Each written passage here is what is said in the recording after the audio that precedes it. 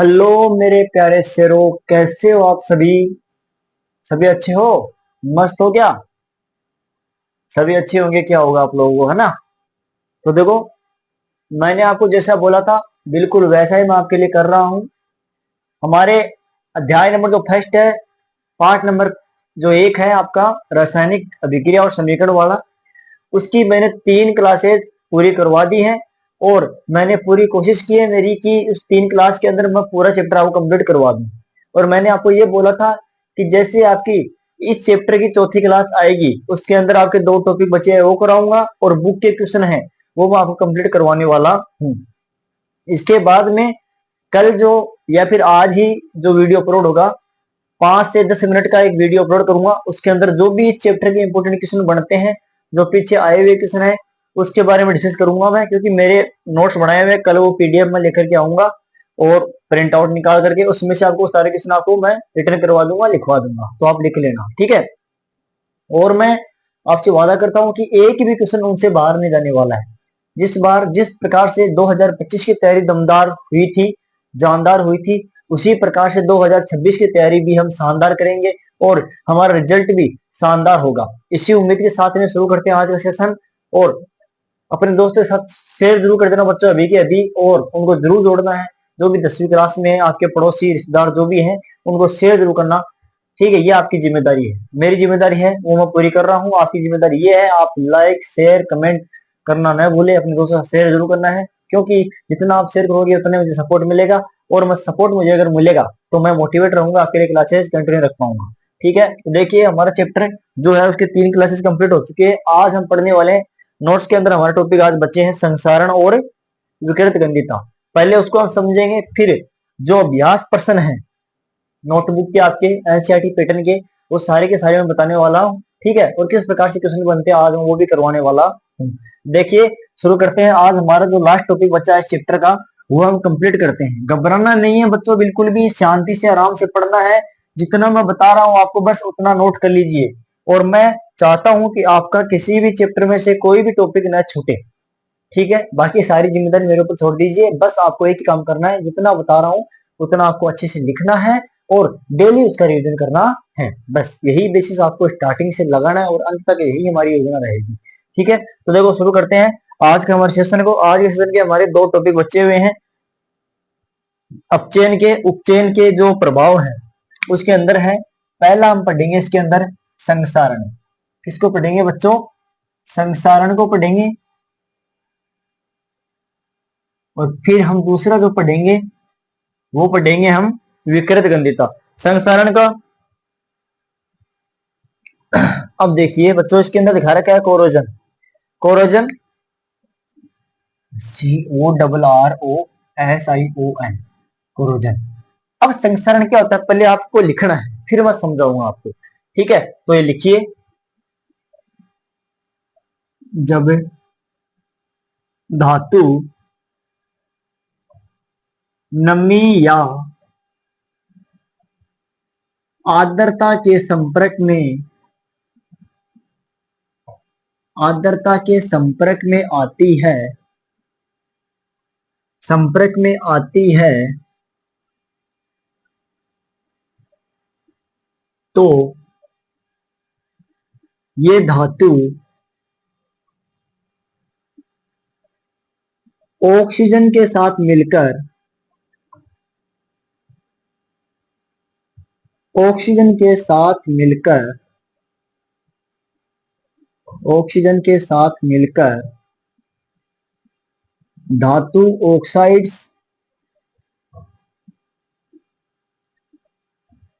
Sulphate, sulphide और carbonate अयस्कों का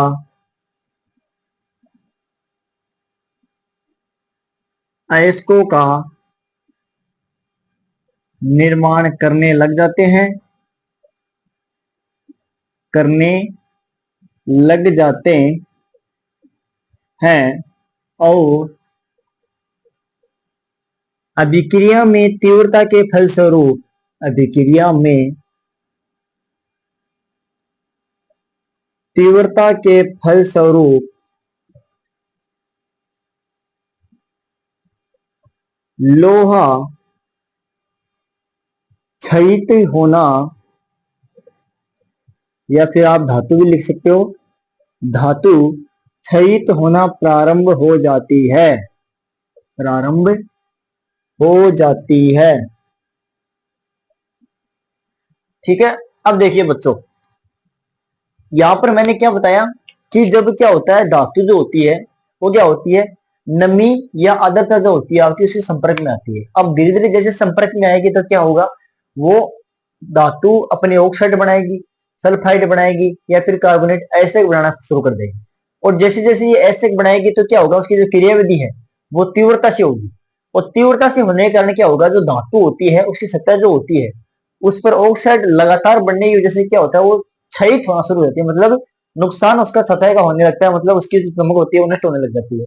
और नष्ट होने का जो परिणाम निकलता है वही क्या होता है, आपका संसरण होता है। क्या होता है बच्चों, संसरण होता है। इसके अंदर मैं अगर बात करूं रिएक्शन की, रिएक्शन इसमें इतनी खास नहीं है, क्योंकि रिएक्शन लिखना लिखे या न लिखे कोई जरूरी नहीं है। हमें इसके अंदर मोस्ट पॉइंट याद रखने हैं वो ये है, धातु के बारे में याद रखूंगा मैं, धातु, और यहां संसारण का रंग, ये आपको याद रखना है। यहां पर मैं बात करूं सोना और चांदी, जैसे ये संसारित होते हैं तो ये काली पड़ जाती है। ठीक है। दूसरी बात मैं करूं तांबे की, तांबा हरे रंग का हो जाता है, और जो लोहा होता है वो कैसा हो जाता है, भूरा हो जाता है। कैसा हो जाता है, भूरे रंग का हो जाता है। ये आपको याद रखना है। अब इसके अंदर 2025 के अंदर एग्जाम में क्वेश्चन आया है, वो कौन सा आया है वो साथ साथ लिख लीजिए आप। 2025 में क्वेश्चन क्या आया है, जब कॉपर, जब कॉपर बहुत दिनों तक, कॉपर बहुत दिनों तक वर्षा के संपर्क में रहकर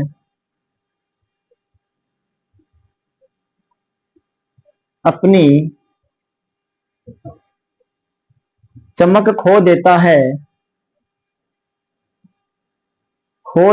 या सतह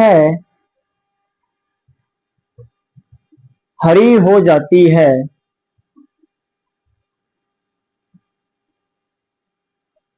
यह किस प्रकार का उदाहरण है। तो ये बच्चों किस प्रकार का उदाहरण है, सोचने वाली बात बिल्कुल भी नहीं है, बस प्रश्न को घुमाया गया है। ये किस चीज का उदाहरण है बच्चों, संसारण का उदाहरण है। किसका है, कोरोजन का है, संसारण का उदाहरण है। ये तो थी संसरण की प्रक्रिया। एक बार फिर से आपको समझा देता हूं मैं क्या करना है इसके अंदर। जब धातु नमी या अधातु के संपर्क में, जब धातु नमी या अधातु आर्द्रता के संपर्क में आती है तो क्या होता है, धातु ऑक्सीजन के साथ मिलकर के धातु ऑक्साइड और सल्फाइड और कार्बोनेट जो एस को क्या करते हैं, निर्माण करते हैं। निर्माण करने के फलस्वरूप क्या होता है, उसकी अभिक्रिया में क्या होती है, तीव्रता होती है। तीव्रता के कारण क्या होता है, फलस्वरूप क्या होता है, जो धातु होती है वो आपकी क्षयित होना प्रारंभ हो जाती है। क्या होती है बच्चों, क्षयित होना प्रारंभ हो जाते हैं। क्षयित होना प्रारंभ का मतलब ये है, जो ऊपर की उसकी परत जो होती है वो नष्ट होने लग जाती है, मतलब उसकी चमक का नुकसान होने लग जाता है।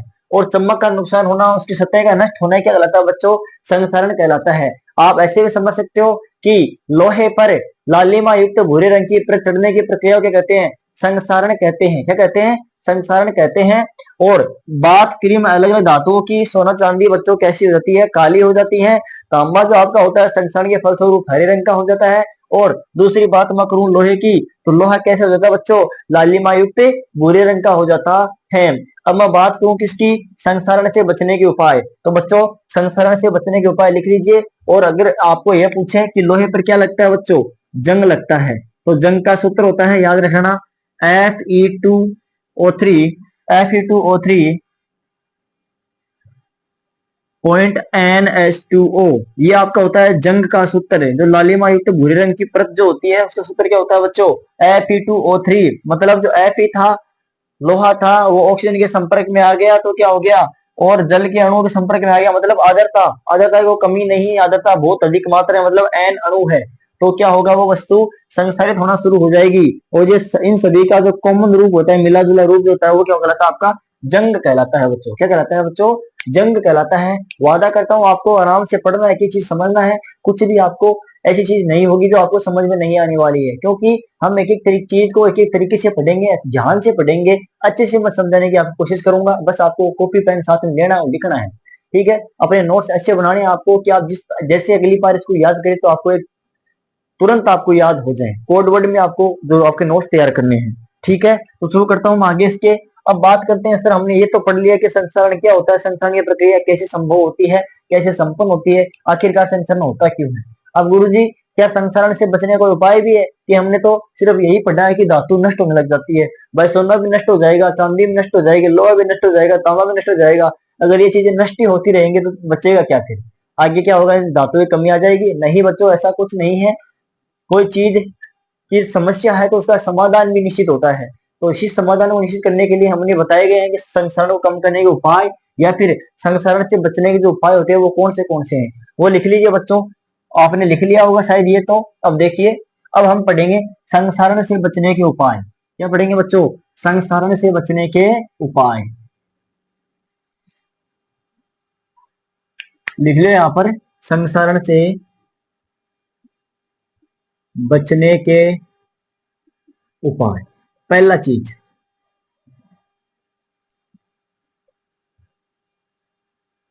नमी वाले स्थानों पर न रखें।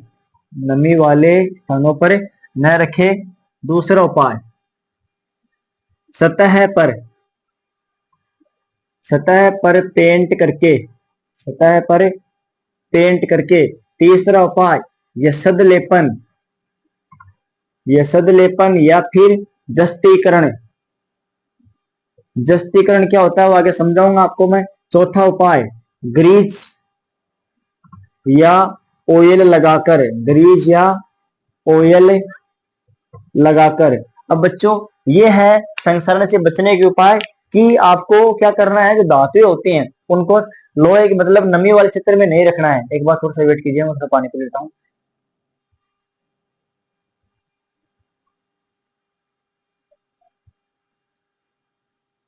हाँ, तो अब क्या करना है, जो धातुएं होती हैं उनको नमी वाले स्थान पर नहीं रखना है, क्योंकि उससे वो संसारित हो सकती है। दूसरी चीज है सतह पर पेंट करके। अगर आप धातु की सतह पर, ये धातु मान लो ये धातु है, उसकी सतह पर हम पेंट कर देंगे तो क्या होगा, ये काफी हद तक सुरक्षित रह सकती है, मतलब उसको संसारित होने से बचाया जा सकता है। तीसरी चीज है यहाँ पर ईषद लेपन जस्तीकरण, ये मैं समझाऊंगा थोड़ा। अगला पॉइंट देख लीजिए, ग्रीस या ऑयल लगाकर। ग्रीस या ऑयल लगाकर मतलब क्या होगा, सतह को चिकना करना ताकि वो पानी के संपर्क में ना आए।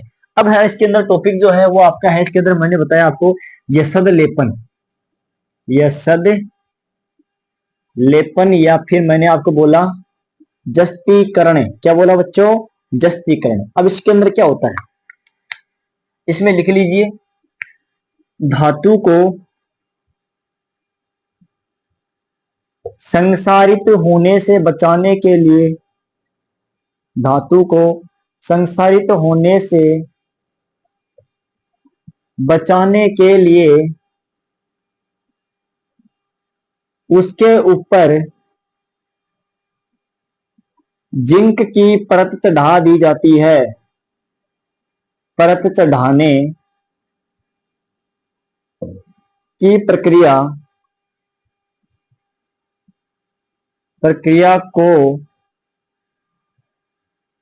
जस्तीकरण कहते हैं। जस्तीकरण या यसद लेपन कहते हैं। ये थी बच्चों आपके संसरण की प्रक्रिया। अब हम आगे पढ़ेंगे इसके बारे में। इसका दूसरा जो है मुख्य बिंदु है वो आपका है विकृत गंडिता। उसके बारे में हम देखते हैं। समझ में आ गया होगा यहाँ तक संसरण से बचने के उपाय क्या क्या है। अब हम देखने वाले हैं अगला पॉइंट इसके अंदर, विकृत गंडिता। जो दूसरा पॉइंट है हमारे चैप्टर का लास्ट जो टॉपिक है वो है आपका विकृत गंडिता। एक बच्चों याद रखना एक बात जरूर कि इन दोनों टॉपिक में से क्वेश्चन आपका जरूर बनता है एग्जाम में, ठीक है ना। तो दूसरा पॉइंट इसके अंदर आपको लिख लीजिए, विकृत गंडिता। विकृत गंडिता। इसके अंदर देखो कितने नंबर का बना हुआ है, पहले वाले क्वेश्चन ये इसके अंदर बना हुआ है रेंसिडिटी, और ये है रेंसिडिटी। रेंसिडिटी, विकृत गंधिता। अब विकृत गंधिता क्या होती है, पहले आपको लिखा देता हूं मैं, फिर समझना है क्या होता है। वसा युक्त तेल युक्त खाद्य पदार्थों, वसा व तेल युक्त खाद्य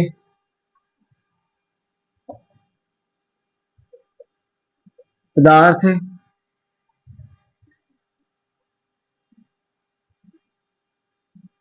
अपचयित होकर, कितने नंबर का बच्चों, पिछली बार क्वेश्चन आया हुआ है। अपचयित होकर, अपचयित होकर गंध देने लग जाते हैं, गंध देने लग जाते हैं, अर्थात इनके स्वाद में परिवर्तन आ जाता है, स्वाद में परिवर्तन आ जाता है। यही क्या कहलाता है आपका, विकृत गंधिता कहलाती है, विकृत गंधिता कहलाता है। इसको ध्यान से समझना बच्चों, ये क्या बोल रहा है, वसा या तेल युक्त। वसा या तेल युक्त का मतलब ये होता है वो चीजें जो तेल से बनती हो, जिनको फ्राई किया गया हो, और वसा मतलब फैट से बनी हुई चिकनास हो, उसके अंदर घी की मात्रा हो, ठीक है। तो वो क्या होती है, अगर इसको लंबे समय तक हम अगर बंद रखेंगे, आद्रवधि स्थान में रखेंगे, तो क्या होगा, वो क्या हो जाएंगी, अपचयित हो जाएंगी बच्चों, क्या हो जाएंगी, उपचयित हो जाएंगी।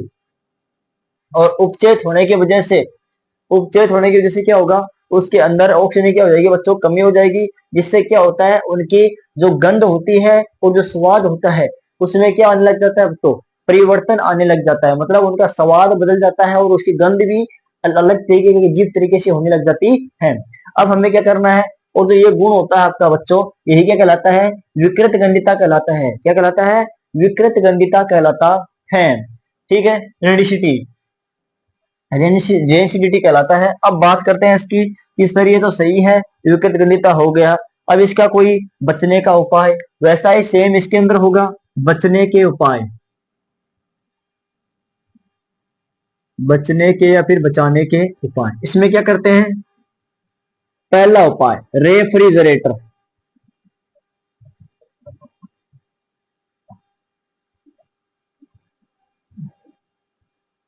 ठंडे क्षेत्र में रख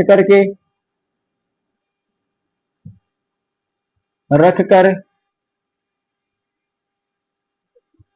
ऑक्सीजन के स्तर को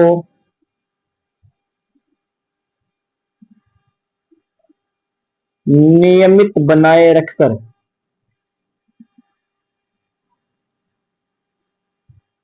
बचाया जा सकता है, बचाया जा सकता है। दूसरा पॉइंट इसके अंदर है नाइट्रोजन युक्त करके, नाइट्रोजन युक्त करके, ठीक है। जो चिप्स की थैली जो होती है आपकी, जो भी फास्ट फूड होते हैं, उनको ये जो पैकेट होती है, उसके अंदर क्या कौन सी गैस भरी जाती है बच्चों, नाइट्रोजन गैस भरी जाती है, ताकि वो अपचयित होने से बच सके, मतलब उसकी गंध में और स्वाद में कोई परिवर्तन नहीं हो।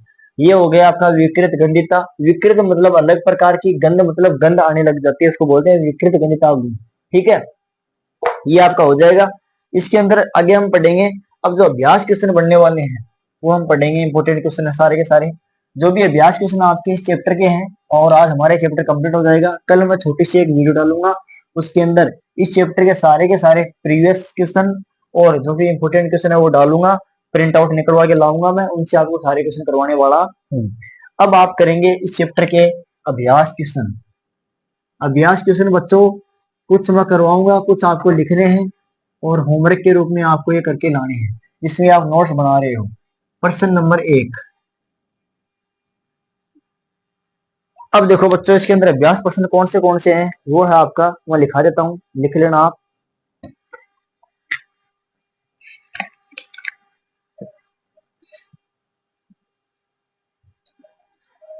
एक बात हमेशा याद रखना बच्चों, जितना भी आप कर रहे हो बस उतना ही सफिशियंट है, उतना आप याद कर लेना, ठीक है। क्योंकि मेरा सिनेरियो इस प्रकार से है कि जितना मैं करवा रहा हूँ बस वही बहुत है। बाकी आगे जैसे एग्जाम आपके नजदीक आएंगे तो बहुत सारी सोलर पेपर आएंगे, बहुत सारी डेस्क सुरक्षा आएंगी, बहुत सारे गाइड आएंगे, उनसे मैं आपको देख करके जो भी और अच्छे क्वेश्चन बनते हैं वो एग्जाम के टाइम पे करवा दिए जाएंगे। वो आगे की टेंशन आगे देखेंगे, निश्चित रहो एक बार आप। अभी हमारे पास में बहुत टाइम, अभी हमारा काम है सिलेबस को कंप्लीट करना। ठीक है, सिलेबस को अच्छे से कवर करेंगे और घबराना बिल्कुल नहीं है, क्योंकि मैं आपके साथ में हूँ। ठीक है, जब तक मैं आपके साथ में हूँ तब तक कोई टेंशन आपको नहीं होनी चाहिए। ठीक है, एक एक चीज हम आपको सिखाएंगे। ठीक है, और बात रही मैथ की क्लासेस की, मैथ की क्लासेस भी आपके लिए बहुत जल्दी शुरू होने वाली है। बस थोड़ी सी हमारी फैमिली बढ़ जाए, बच्चे कुछ जुड़ जाए, 150 200 जितने भी बच्चे जुड़ते हैं एक बार जुड़ जाए तो फिर क्या होगा, क्लासेस कंटिन्यू करते जाएंगे मैथ की भी। ठीक है, और 8वीं क्लास के लिए भी साइंस और मैथ की क्लासेस यहाँ पर रेगुलर शुरू होने वाली है कुछ ही दिनों के अंदर। अब देखिए, अब अभ्यास प्रश्न जो भी है वो करवा रहा हूँ, आपको लिख लीजिए। पहला इसके अंदर पूछा गया है कि सूत्र लिखा गया है, क्वेश्चन नंबर 1 लिखा गया है 2 PbO प्लस का C 2Pb प्लस का CO2। यहाँ पर बोल रहा है कि इसके अंदर क्या हो रहा है, कौन सा अपचयित हो रहा है, कौन सा उपचयित हो रहा है। तो बच्चों इसका आंसर लिख लेना, इसका आंसर लिखिए, शीशा अपचयित और CO2 उपचयित। शीशा अपचयित व CO2 उपचयित। अगर आपको ये इधर दे दे और ये इधर दे दे तो हो जाएगा इसका उल्टा, शीशा उपचयित और CO2 अपचयित हो जाएगा। ठीक है, कैसे होगा, अपचयित का मैंने क्या बताया था, अपच होती है मतलब ऑक्सीजन क्या होती है उसके अंदर, कमी होती है। तो देखो, शीशा के साथ में, लेड के साथ में ऑक्सीजन थी, लेकिन यहाँ पर ऑक्सीजन क्या होगी बच्चों, कमी हो गई। तो शीशा क्या हो रहा है, अपचयित हो रहा है। लेकिन कार्बन के साथ में ऑक्सीजन थी क्या, नहीं थी।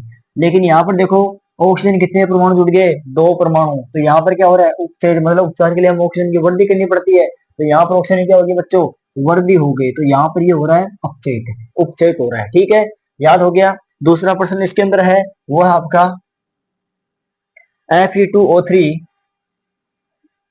Fe2O3 प्लस का 2Al प्लस का 2Al Al2O3 प्लस का Fe2Fe Al2O3 प्लस का 2Fe। यहाँ पर पूछ रहा है किस प्रकार की अभिक्रिया है, यह किस प्रकार की अभिक्रिया है, यह बोल रहा है कि यह किस प्रकार की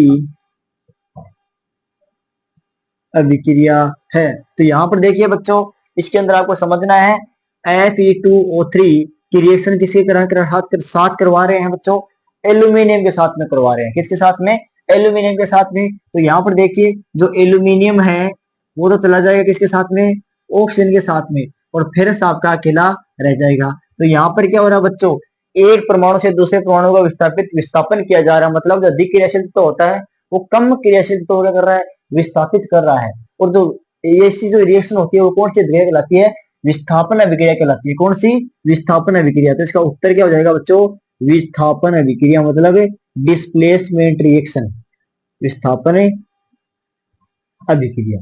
अगला क्वेश्चन आपका है लोहा चूर्ण, क्वेश्चन नंबर 3। यहां पर लिख रखा है लोहा। अब लोहे की बात छोड़ो एक बार, आप यहां पर आप लिख लीजिए धातु चूर्ण, धातु चूर्ण प्लस का HCl डाले चाहे H2SO4 डाले। यहाँ पर बच्चों एक बात हमेशा याद रखना, किसी भी धातु की बात करें तो उस पर कोई सा भी अमल डालना पड़े, चाहे HCl डालना पड़े चाहे H2SO4 डालना पड़े, गैस हमेशा कैसे रिलीज होगी बच्चों, हाइड्रोजन गैस रिलीज होगी। और ऐसे क्वेश्चन बनता है तो यहाँ पर हाइड्रोजन गैस निकलती है, प्लस में क्या बनता है बच्चों,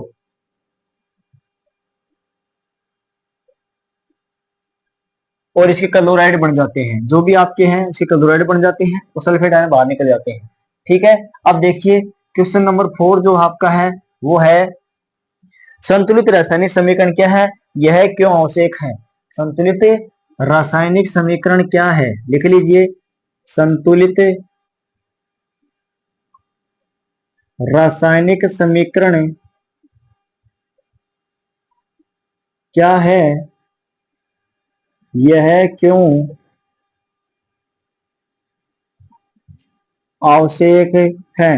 अब ध्यान से सुनो बच्चों एक बार, इसमें क्या बोला कि संतुलित रासायनिक समीकरण क्या होती है, यह क्यों आवश्यक होती है। इसको आप समझना, ध्यान से सोचना, मैं बता रहा हूँ। आपने देखा होगा कि मैंने अभिक्रिया के अंदर दो चीजें बताई थी आपको, एक तो बताया अभिकारक, एक बताया उत्पाद, एक रिएक्टेंट और एक प्रोडक्ट। बताया कि नहीं बताया था? बताया था, फर्स्ट क्लास के अंदर बताया था मैंने। तो आपने देखा होगा मैंने कुछ समय पहले एक चीज बताई थी, एक तो बताई थी कंकाली समीकरण, और एक चीज बताई थी मैंने हिट एंड ट्रायल विधि, बताई थी ना। हिट एंड ट्रायल विधि क्या होती है? जो कंकाली समीकरण होती है, मतलब असंतुलित समीकरण, उसको क्या करेंगे, संतुलित करने की जो प्रक्रिया होती है वो होती है हिट एंड ट्रायल विधि। उसके बारे में मैंने आपको बताया था। अब देखो, किसी भी अभिक्रिया को सही व तथ्य युक्त बनाने के लिए क्या करना पड़ता है बच्चों? कभी भी देखना, जैसे ही अभिकारक की मात्रा जितनी रहेगी ना, उतनी ही उत्पाद की मात्रा रहनी चाहिए। मतलब जितना अभिकारक का अनुपात लेंगे उतना अनुपात किसका होना चाहिए? उत्पाद का अनुपात होना चाहिए। क्योंकि अगर दोनों का अनुपात अलग अलग होगा तो जो रिएक्शन होती है, वो जो अभिक्रिया होती है, वो कभी भी संतुलित नहीं होगी, और हम नहीं कह सकते कि इस अभिक्रिया से ये उत्पाद बना है। ठीक है, तो इसलिए संतुलित समीकरण क्या होती है कि वह रासायनिक समीकरण जिसके दाया पक्ष और बाया पक्ष बराबर हो, अर्थात अभिकारक के परमाणु की संख्या, अणुओं की संख्या और उत्पाद के परमाणु और अणुओं की संख्या होती है हमेशा बराबर होती है, समान होती है, इसे संतुलित रासायनिक समीकरण कहते हैं। और यह क्यों आवश्यक है? यह दोनों परमाणुओं की संख्या को बराबर करने के लिए आवश्यक है, जिससे परमाणुओं के जो संतुलन है वो बना रहता है और अभिक्रिया जल्दी संपन्न होती है। ठीक है, ये होती है आपकी संतुलित अभिक्रिया समीकरण। आगे इसके अंदर बोला है क्वेश्चन कितना है कि निम्न को समीकरण को बदलकर संतुलित कीजिए। अब आपको मैं कुछ दो क्वेश्चन आपको करवा देता हूँ कि निम्न को संतुलित समीकरण में बदल करके संतुलित कीजिए। क्वेश्चन नंबर 5 लिख लीजिए कि निम्न को समीकरण में बदलकर संतुलित कीजिए। निम्न को समीकरण में बदलकर, क्वेश्चन नंबर 5 है निम्न को समीकरण में बदलकर,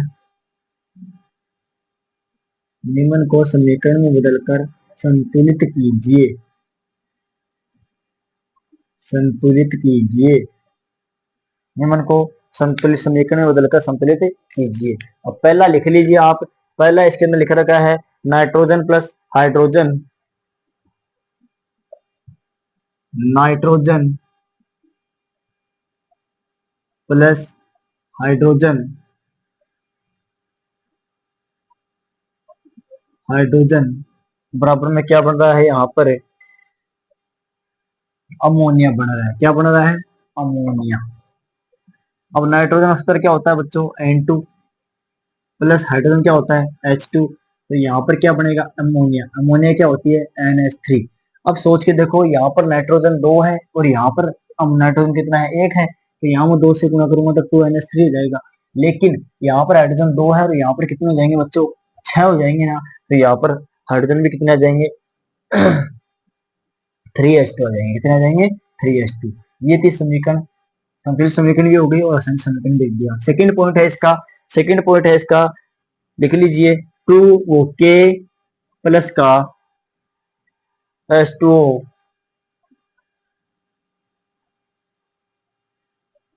2KOH प्लस का H2। इसको चेक करो, पोटेशियम 1 है, पोटेशियम कितने हैं? 2 है। तो यहाँ पर 2 से मल्टीपल कर दूंगा, 2 पोटेशियम, 2 पोटेशियम, दो हाइड्रोजन, एक ये रहा और 2 हाइड्रोजन हो गया। यहाँ पर देखो कितने हैं? 4 है। तो यहाँ पर 2H2 हो जाएगा। 2 2 4 हाइड्रोजन हो गए। ठीक है, फिर देखो यहाँ पर ऑक्सीजन कितने हैं? 2 है, तो ऑक्सीजन 2 है।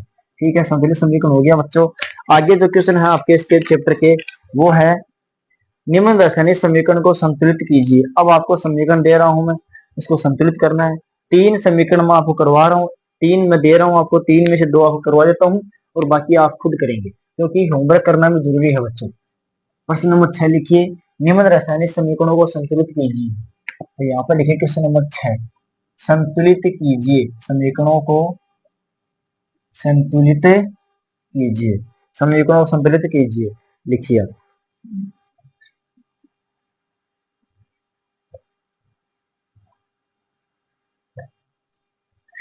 पहला प्रश्न, लिखिए इसके अंदर पहली रिएक्शन है HNO3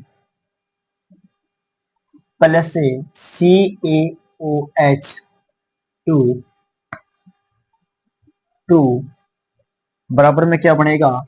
Ca NO2 का होल ट्वाइस, 3 का होल ट्वाइस प्लस का H2O।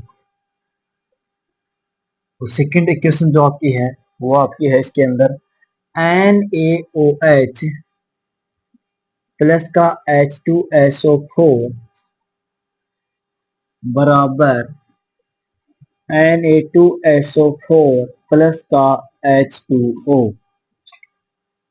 हाँ, अब देखो बच्चों, इसको हम समझेंगे। पहले इसको संतुलित करेंगे, पहले ऊपर वाले को देखेंगे। हाइड्रोजन कितने हैं बच्चों? एक। नाइट्रोजन कितने हैं? एक। ऑक्सीजन कितने हैं? तीन। इसके अंदर देखो, कैल्शियम कितना है? एक। ऑक्सीजन कितना है? दो। हाइड्रोजन कितने हैं? दो। टोटल में जोड़ के देखूं तो कितने बढ़ जाएंगे? देखो, हाइड्रोजन दो और एक तीन, हाइड्रोजन कितने हो गए? तीन। नाइट्रोजन कितना हो गया? एक। ऑक्सीजन कितने हो गए? तीन दो पांच, ऑक्सीजन हो जाएंगे पांच। और कैल्शियम आपका हो जाएगा एक। आगे देखो, कैल्शियम कितना है? एक। नाइट्रोजन कितना है? दो। ऑक्सीजन कितना है? छह। और हाइड्रोजन कितना है? दो। ऑक्सीजन कितना है? एक। तो यहाँ पर देखो, ऑक्सीजन और छह रे कितना हो गया? ऑक्सीजन सात। कैल्शियम कितना हो जाएगा? एक। नाइट्रोजन कितना है? दो। और हाइड्रोजन कितना है? दो।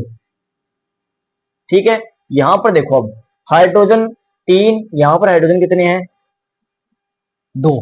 कितने हैं? दो। तो यहाँ पर तीन हम कैसे करने हैं वो देखेंगे हम। यहाँ पर 3s2 लगाऊं तो ये 6 हो जाएगा ना, हाइड्रोजन हो जाएगा 6। और यहाँ पर मैं चेक करूं तो यहाँ पर मैं 3HNO3 लिख दूं तो ये कंप्लीट हो जाएगा ना। तो यहाँ पर हो जाएगा 3HNO3। तो कर लेंगे आप। इस प्रकार से आपको समय को संतुलित करना है। इसी प्रकार से मैं लिखूंगा नहीं, आपको खुद को लिखना है। आपको मैच करना है किसमें किसका गुणा करना है, जो आपको मैंने फर्स्ट मेथड बताया था स्टार्टिंग में, इस वाले पैटर्न से आपको करना है। और देखना ये रिएक्शन आपकी संतुलित हो जाएगी। करना खुद को है, वो छोड़ देता हूँ। अगली बार इसको मैं इस बार से इस बार करके दिखा रहा हूँ पैटर्न से। ए बी, ए और बी। यहां पर देखो, सोडियम कितना है बच्चों? एक। ऑक्सीजन हाइड्रोजन कितना है? एक। और हाइड्रोजन कितना है? एक। ठीक है, हाइड्रोजन कितना है? दो। सल्फर कितना है? एक। ऑक्सीजन कितना है? चार। ठीक है, ऐसा इसमें लिखेंगे पार्ट बी में। सोडियम है हमारे पास में दो। सल्फर कितना है? एक। और ऑक्सीजन कितने हैं? चार। हाइड्रोजन कितने हैं? दो। ऑक्सीजन कितने हैं? एक। अब हम मैच करेंगे। सोडियम एक, सोडियम दो। तो पहले तो ये गड़बड़ा गया यहाँ पर। तो यहाँ पर सोडियम एक है, यहाँ सोडियम दो है, तो यहाँ पर हो जाएगा 2Na। तो इसको 2 से मल्टीपल करेंगे। 2 से मल्टीपल जैसे किया तो हमारे पास क्या क्या आ गया बच्चों? चेक करो। Na तो हो गया आपका दो। ऑक्सीजन में कितना हो गया? दो। हाइड्रोजन में कितना हो गया? दो। ये हो गया। अब देखो, सोडियम दो, सोडियम दो, ऑक्सीजन दो, तो ये हो गई चार। ये हो गया ऑक्सीजन है छह। चार और एक है, तो यहाँ पर हो जाएगा ये। तो ऑक्सीजन यहाँ पर भी मैंने दो से मल्टीपल किया तो क्या बना मेरे पास में? हाइड्रोजन हो जाएंगे चार, ऑक्सीजन हो जाएंगे दो। तब देखो, नाइट्रोजन दो, नाइट्रोजन दो। ऑक्सीजन कितने हैं? चार ये और दो ये, चार ये छह। और ऑक्सीजन देखो, दो ये और चार ये, कितना हो गया? छह। अब आगे देखेंगे, हाइड्रोजन एक तो ये रहा, दो ये, कितने हो गए? तीन। इसके अंदर देखो, हाइड्रोजन दो और हाइड्रोजन यहाँ पर कितने हैं? चार। तो यहाँ पर मेरे को क्या करना है? यहाँ पर तीन है हाइड्रोजन, दो तो ये रहे और एक ये रहा। दो हाइड्रोजन और दो हाइड्रोजन, चार हाइड्रोजन है। और यहाँ पर भी कितने हाइड्रोजन? चार है। तो भाई बच्चों ये भी कंप्लीट है। अब यहाँ पर बचा हमारा क्या? सल्फर। सल्फर को देखो, सल्फर हमारे पास में कितना है? एक है। यहाँ पर भी सल्फर कितना है बच्चों? एक है। तो ये रिएक्शन क्या हो जाएगी? संतुलित हो जाएगी। ठीक है, कर लेंगे। ये आपकी संतुलित समीकरण है। इस प्रकार से आपको करना है तो संतुलित समीकरण क्या हो जाएगी? 2NaOH प्लस का H2SO4 बराबर Na2SO4 प्लस का 2H2। ये हो जाएगी संतुलित समीकरण। ठीक है, आगे का क्वेश्चन है वो लिख लीजिए। इंपोर्टेंट क्वेश्चन है सारे के सारे, दिखा दे रहा हूं। ये आपको जो क्वेश्चन नंबर 7 है, इसके अंदर 7 और 8 है, वो आपको खुद को करना है। क्योंकि इसके अंदर जितना आप प्रैक्टिस करोगे उतना ही आपके लिए बेहतर होगा। ठीक है, क्वेश्चन नंबर 7 और 8 जो है पाठ्य पुस्तक का, वो आप खुद करेंगे। ठीक है, अब देखो इसके अंदर जो आगे वाले क्वेश्चन है वो करवा देता हूँ मैं आपको। इसके अंदर क्वेश्चन है, उष्मा क्षेपी उष्मा सुशी उदाहरण से समझाइए। मैंने नोट्स के अंदर करवा दिया है। उष्माक्षेपी क्या होता है? जिसके अंदर उष्मा रिलीज होती है, उष्मा निकलती है। दूसरा है उष्माशोषी, जिसमें उष्मा क्या होती है? आवश्यकता होती है। क्या होती है? आवश्यकता होती है। ठीक है, ये कर लेंगे। दूसरा है इसके अंदर श्वसन, एक उष्माक्षेपीय विक्रिया, मैंने आपको बता दिया। श्वसन एक उष्माक्षेपी अभिक्रिया है। मैंने आपको बताया था कि मनुष्य को काम करने के लिए किसकी आवश्यकता होती है? ऊर्जा की। और ऊर्जा हमें किससे मिलती है? भोजन से। जैसे हम भोजन खाते हैं तो भोजन पाचन क्रिया के फलस्वरूप सूक्ष्म भागों में टूटता है, जिससे हमारे शरीर के अंदर एनर्जी निकलती है, उष्मा निकलती है, और वही उष्मा जो हमें ऊर्जा के रूप में प्रवृत्ति होती है और हमें काम करने में मदद मिलती है। इस प्रकार से श्वसन एक उष्माक्षेपी विक्रिया है। क्वेश्चन नंबर है इसके अंदर वियोजन और संयोजन विक्रिया के बीच में अंतर।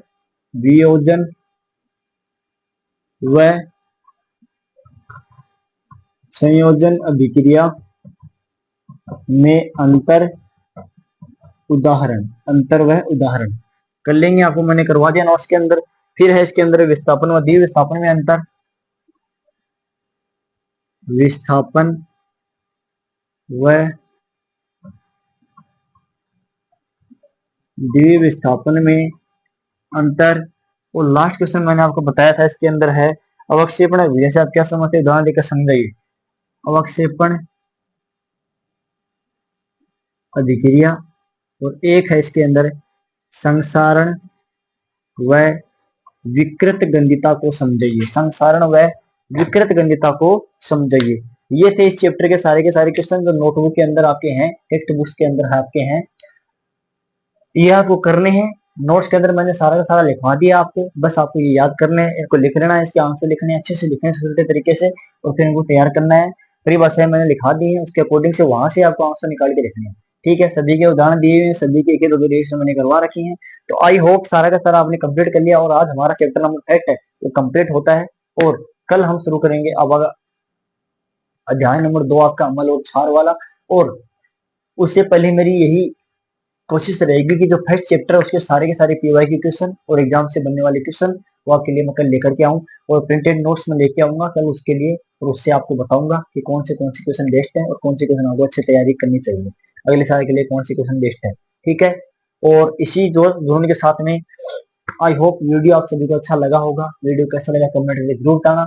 चैनल को सब्सक्राइब नहीं किया सब्सक्राइब कर लेना, और बेल आइकन जरूर दबाना, ताकि आपको जैसे मैं अगले डालूं उसका नोटिफिकेशन आपको मिल जाए। अपने दोस्तों के साथ में जरूर शेयर करना, ताकि उन्हें भी ये क्लासेस फ्री मिल सके। और जितना भी बताया सारा का सारा कवर कर लेना। कल हम शुरू करने वाले हमारा अध्याय नंबर 2 अमल और इच्छा। ठीक है, धन्यवाद।